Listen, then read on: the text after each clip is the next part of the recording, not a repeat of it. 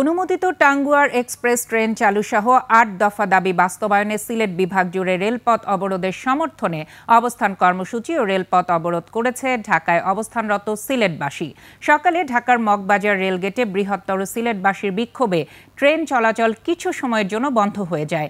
আন্দোলনকারীরা রেলপথ সম্পূর্ণ অবরোধ করে সরকারের কাছে ৮ দফা দাবি উপস্থাপন করেন। তাদের দাবির মধ্যে রয়েছে ঢাকা সিলেট রুটে অনুমোদিত টাঙ্গুয়ার এক্সপ্রেস দ্রুত চালু করা, সিলেট কক্সবাজার ও সিলেট ঢাকা রুটে বিশেষ ট্রেন চালু করা, আখাউড়া সিলেট রেলপথ সংস্কার ও ডাবল লাইন করা, লোকাল ট্রেন সংখ্যা বৃদ্ধি, বন্ধ স্টেশন পুনরায় চালু করা এবং শিডিউল বিপর্যয় রোধে ইঞ্জিন ও অতিরিক্ত বগি ব্যবস্থা নিশ্চিত করা।